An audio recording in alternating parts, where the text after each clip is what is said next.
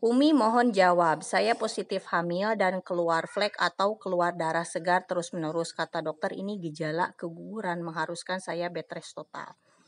Dan kakak ini mengatakan keluar darahnya mulai dari tanggal 9 sampai dengan tanggal 23 itu masih keluar. Nah, masalah hukum darah yang keluar ketika hamil itu ulama berbeda pendapat. Menurut pendapat madhab Syafi'i, darah yang keluar mau itu kondisinya tidak sedang hamil ataupun kondisinya sedang hamil, itu hukum darahnya adalah darah haid dengan syarat harus memenuhi syarat-syarat haid. Yakni sebelumnya harus ada masa suci 15 hari atau lebih dan keluar darahnya totalnya harus mencapai 24 jam atau lebih dalam lingkup 15 hari. Serta keluar darahnya tidak boleh melebihi 15 hari 15 malam. Kalau memenuhi syarat ini berarti itu hukumnya adalah darah haid. Umpama nih kakak keluar darah di tanggal 9 sampai dengan tanggal 23. Nah, berhenti di tanggal 23. Nah, ini semuanya hukumnya darah haid menurut pendapat madhab Syafi'i. Jadi haram sholat.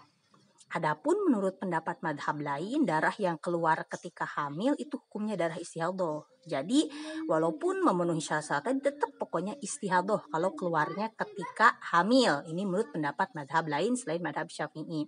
Sehingga kalau mengambil pendapat yang ini tentunya wajib melaksanakan sholat yang dari tanggal 9 sampai dengan tanggal 23 itu wajib sholat.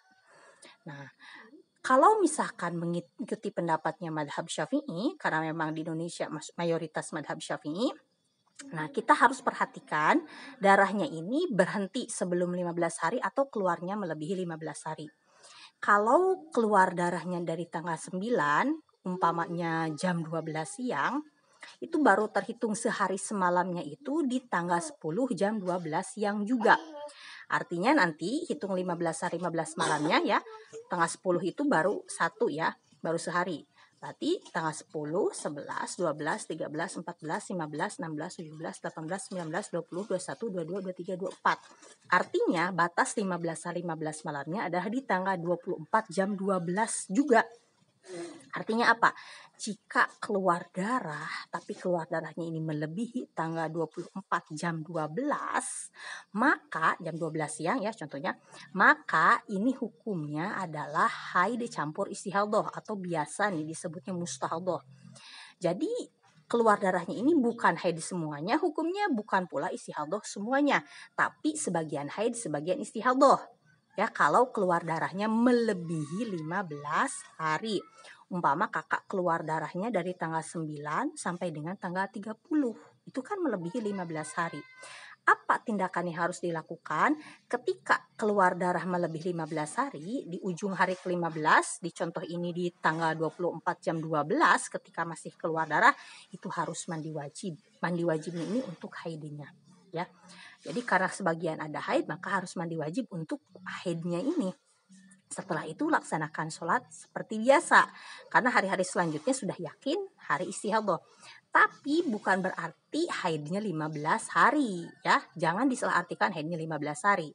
Ini kenapa kok gak sholat selama 15 hari? Karena menunggu dulu. Karena kan baru ketahuan haid campur istihadhah ketika darahnya melebihi 15 hari. Karena baru ketahuannya di hari ke-15, makanya nunggu sholat sampai 15 hari.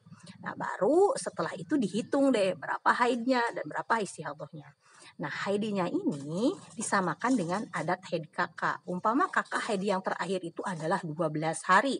Ya berarti 12 hari haidnya, sisanya istihadhah. Nah, karena kakak kan dari hari ke-16 itu sudah melaksanakan sholat. Hari ke-16 sudah melaksanakan sholat, artinya yang nggak sholat tuh 15 hari. Sementara adat haid kakak 12 hari. 15 kurangi 12 berarti sisanya 3. Artinya sholat yang wajib diqodho adalah 3 hari. Nah, 3 hari ini masa istihadhah dan pada saat itu meninggalkan sholat karena memang harus menghukumi haid dulu gitu. Kalau adat haidnya 8 hari bagaimana? Ya berarti 15 kurangi 8 berarti 7. Berarti 7 hari yang wajib untuk. Nah, kalau keluar darah tapi keluar darahnya ini ternyata bersambung dengan keguguran, misalkan keluar darah nih 14 hari.